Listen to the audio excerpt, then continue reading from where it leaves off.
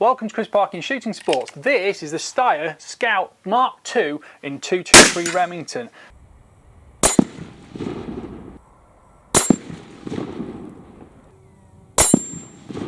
The Steyr Scout II is available in 223, 243, 65 Creedmoor, 7mm08 and 308.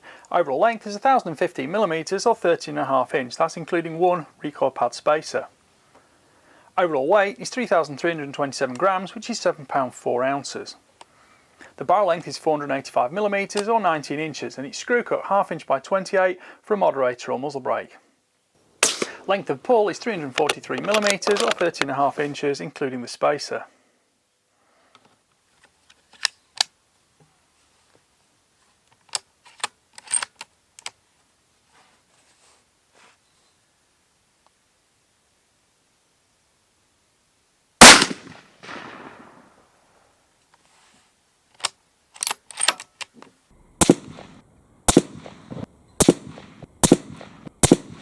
Right, you've seen the rifle in use, so you can get all the statistics online if you like, but I'll tell you about exactly how I've felt using this rifle. I'm just going to pop the bipod down first. If I press that button there, these two legs fold out, click in position, and you have got a bipod. Now those are 11-inch legs. They're a little bit tall for shooting from a bench, but for actual prone shooting, hunting, which is what this rifle is, they're pretty ideal for that, and it means you've got a good, solid, stable position to operate the rifle and make good precision shots. Now the barrel is 19 inches long, it's 485mm, and it's screw cut 1/2 inch by 28. I actually didn't have a moderator that would fit this, so I thought, you know what, for once I'm just going to shoot it on its own and leave it be. And it was actually quite enjoyable to shoot. 223, it's not a big cartridge, it's not that noisy, it's no real recoil. Now the barrel is 16.5mm diameter at the muzzle and it's fluted. And it has a little sort of band here, then it's fluted again within the aluminium receiver here. Now there's a polymer front end with the foresight on it, that just pops up little blade there, and you've got a matching rear sight at the back. And in fact, if I just release these quick release scope mounts here, you can see that that pops up there. We've got the blade at the front, and you've got a backup sighting solution. It's ghost string at the rear, which I really like, and it's quick, fast, adjustable, and you can see exactly where you're looking. I find them totally intuitive, and if you want to use open sights, those are pretty easy to use and they do align well with the cheek piece. I don't think many people do really hunt with open sights these days, but it's available to you, and if you want to use it and carry this rifle in its bare format, I don't think it's incapable of doing so. Now, as I said, the whole of the action is held within this aluminium receiver and bedding block within the synthetic stock, so it's totally stable, and the barrel has got cooling space around it. You've got slots here and it does float as well inside.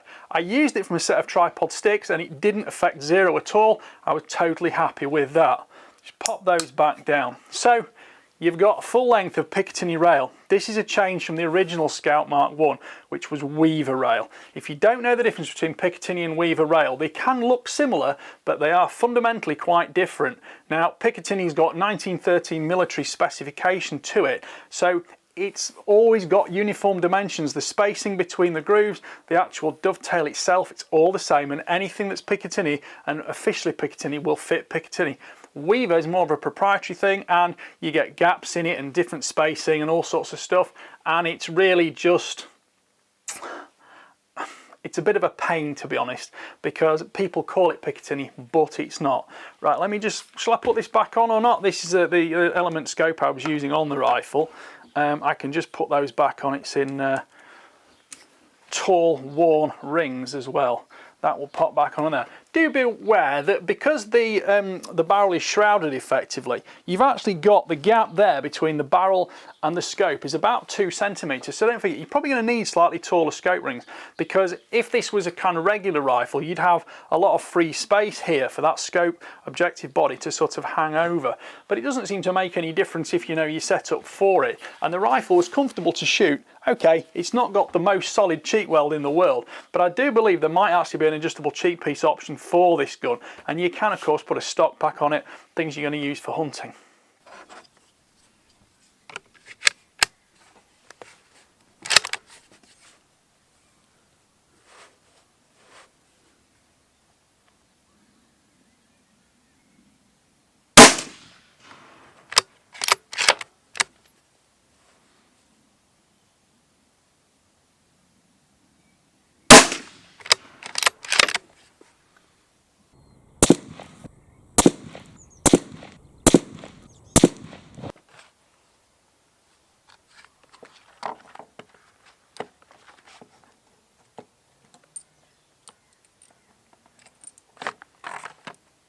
Thank you to Sportsman Gun Centre for the use of the rifle, and also a big thank you to Edgar Brothers for the consistent supply of Hornady ammunition which makes these review projects possible. Current recommended retail price on this rifle from Sportsman is £2,276.99. Sportsman also supplied the Element Optics Nexus Gen 2 rifle scope, and that's got a current RRP of £2,016.99.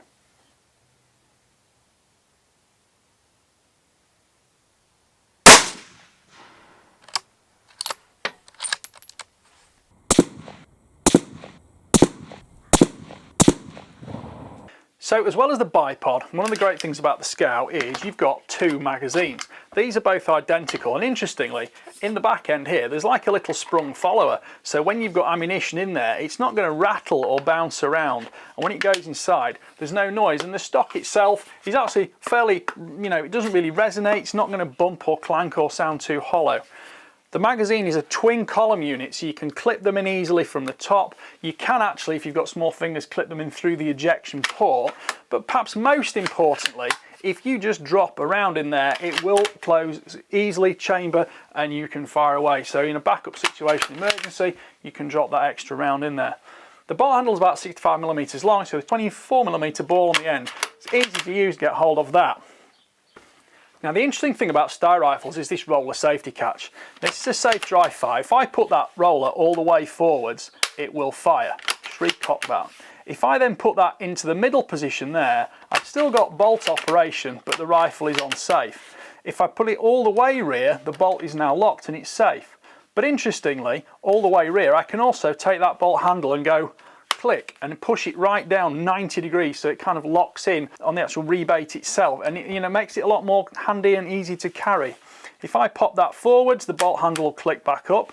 But just to give you another thing, if I put the bolt handle slightly back, roll that all the way to the rear, the bolt now comes out. So that works as your bolt release catch as well. Looking at this bolt, it's got 4 lugs on it, but they're actually paired lugs. Standard 4-lug bolt would give you a 45-degree lift, 2 lugs gives you a 90-degree lift. But if you put 4 lugs in line with each other on this one, you actually get about a 70-degree lift. It's only when the bolt's clunked all the way into its locked position that you go down to 90. And that makes the rifle just a little bit faster. And call it crazy if you want, but in the world now where we've got so many 3-lug bolts and 6-lug bolts which have got a 60-degree lift, it does make a bit of a difference, and it just speeds the rifle up a bit. And interestingly, it's also not knocking your baseball cap off either.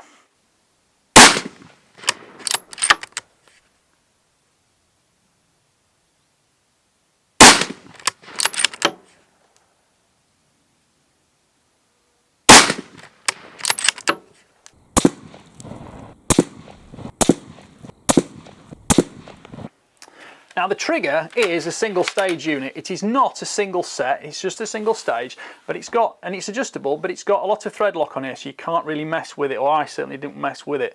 It breaks about 965 grams, which is 34 ounces or so off the top of my head, and I found it very easy and predictable to use. And if I hadn't found it easy to use, would the way this rifle shot have been as good? Now, you've got recoil pad spacers in here, those came fitted, nice rounded recoil pad, it locks into your shoulder quickly and easily. Length of pull is alright at 30.5 inches, which is 343mm. I'd probably want it a teeny bit longer, but I think the rifle scales well, and because you've got all this Picatinny rail, you've got a lot of leeway on where your scope mounting goes.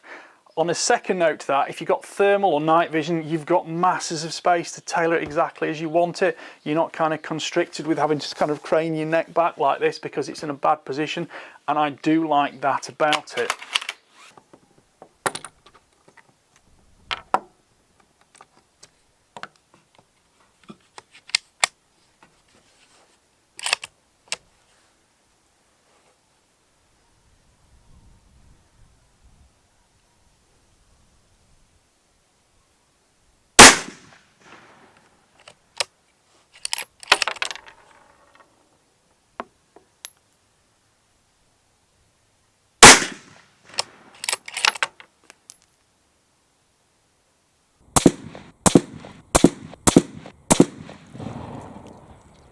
Sling mounting points are fitted, but you will need proprietary swivels that lock into those and click sideways and give you a quick release. But there are 2 on the back here, 2 in the centre here, and there's 1 at the front, just in front of the M-lock rail there. And there, of course, is your bipod release catch. The magazine's got twin buttons there, they go in and out easily. I was very happy with those. And the rifle, as you can see on paper, shoots incredibly well. There is very little point of impact shift between the different ammunition types, and although Steyr don't actually mention what twist rate they are using, and I haven't been able to get an accurate measurement on it, it's definitely a 9 or faster because the 73 grain ELDM bullets stabilised very nicely. Having said that, that didn't preclude the fact it shot extremely well with 55 grain VMAX. You know, it was sub MOA with everything else I shot. Importantly, I wasn't particularly kind to it. I let the barrel get hot just to see what it would do. And it was going past 30 shots before there was any thermal movement, any drift to the point of impact. So I really can't say anything wrong about that. Correct me if I'm wrong, but Steyr back in the days were one of the first companies to develop cold hammer forging, and I think they certainly know how to do it, because I have not had a bad Steyr barrel in all my time reviewing rifles, and I must have had, I don't know, 7, 8, 10 maybe over the last 15 years. So I really have to say they do the trick. I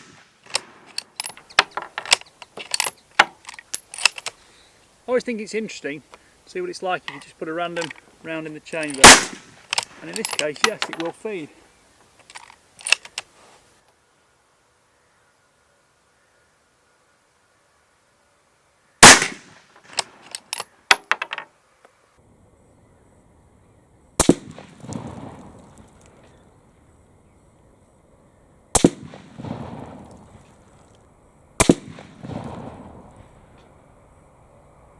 This rifle's available in green, mud brown or black. I think I'd probably go for the green or the mud brown myself, just because I think they're a little bit nicer for hunting environments. And the aluminium is all hard anodized black, so it's tough, it's durable, and the stippling on the stock makes it grippy without being, you know, too onerous or rough. A little bit of polymer in use in a few places, but I think it blends well, and I do like the shaping and the way the bolt shroud and things like that are all made to be, you know, smooth and quite refined, because Steyr do have a little bit of a different look about them as rifles, and the Scout II, I mean the Scout has been around for probably nearly 30 years. The Scout II is very similar to it, apart from these key details about the bedding system and the aluminium here and the full-length Picatinny as opposed to weaver rail. It's very nice to shoot. It's a very charismatic rifle. I would love to try one out in one of the larger calibers, probably the Creedmoor, maybe a 7mm08 for a little bit of a difference, but I think that's going to work well. Now, of course, in the short 19-inch barrel, you do lose some velocity from published figures, but the original Scout back in 1990s was in the days when everybody was using 24-inch barrels, and ammunition boxes still list figures for 24-inch barrels for muzzle velocity and the proof and the, you know, the testing process when it's built. So you're always going to be a little bit lacking on that. But this was just under 3,000 feet per second with 55 grain VMAX, and I do a lot of shooting with, you know, 20-inch barreled bolt action 223s. They've all got 20-inch barrels. It gives me great handling, great capability, and it does what it needs to do on foxes. And if you've got a cartridge like a 7mm08 or a 308, you're still going to get a lot of your performance from a standard cartridge. If you go for the 6.5 Creedmoor, I suppose in a short barrel, and certainly in a 243, I wouldn't really love a short barrel, because I think you do lose some of the benefits of what I would call a speed cartridge, particularly the 243. The Creedmoor's a bit middle ground. If you're shooting the 140s, you're probably going to be okay. But I probably wouldn't choose it in a 243. But on the other hand, if it doesn't matter about, you know, legitimate energy figures and deer legality and things like that, the 243 is an absolutely awesome foxing round. Just be aware that in a 19-inch barrel, you're going to get quite a lot of muzzle flash and quite a lot of noise over, because you're not getting the full powder burn through the tube. But I'm kind of digressing a little bit there. I actually I do like this rifle. It's different, it's got real character to it, and it stood the test of time, because fundamentally it doesn't look a huge amount different to how it looked when it appeared, when the Scout first appeared in the 90s. It's, you know, lost a little bit of the kind of ethos with the Colonel Jeff Cooper thing and this, that and the other, but the fundamental facts of the rifle are similar.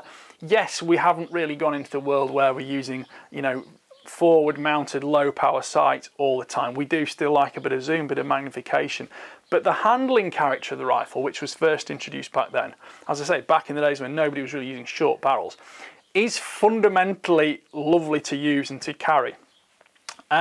I would quite happily go foxing with this, put a moderator on it, and as I say, in a larger caliber, do a bit of deer stalking, because I'm not shooting at major distances. And like most Europeans, we're not necessarily hashtag long ranging to every comment we make on the hunting world.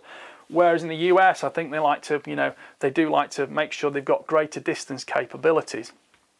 Were you hill stalking in Scotland with a 308? It's certainly going to do the business. I wouldn't say it's the same as using one of the intermediate Magnum cartridges at longer distances, or even a 3006, but you're going to have great performance from it. And I just like it. I think it's quirky and it's a bit different, but for good reasons, because some things are designed and they're too quirky and they're too different just because they want to be, and they haven't got a fundamental reason for why they want to be that little bit different.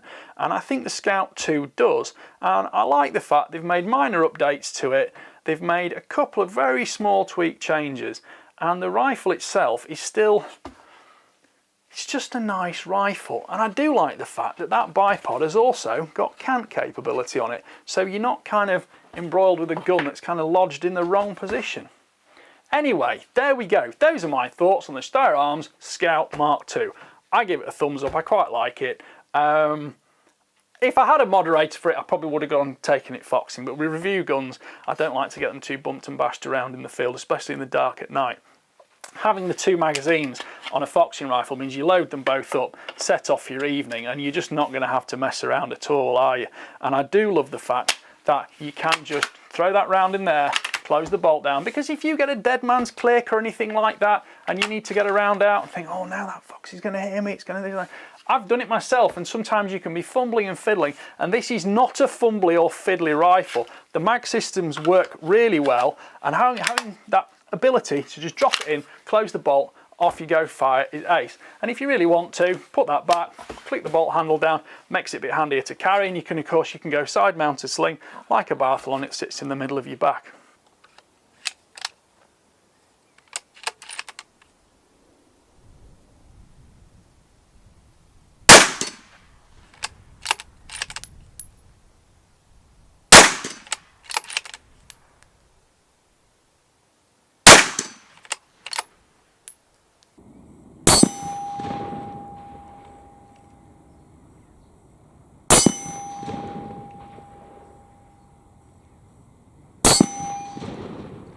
Right, I hope you've enjoyed watching that review. Please like, subscribe, comment, tell me I'm wrong about everything if you like, but just make sure you click that notification bell and keep track of the regular uploads. Thank you for watching. Bye for now.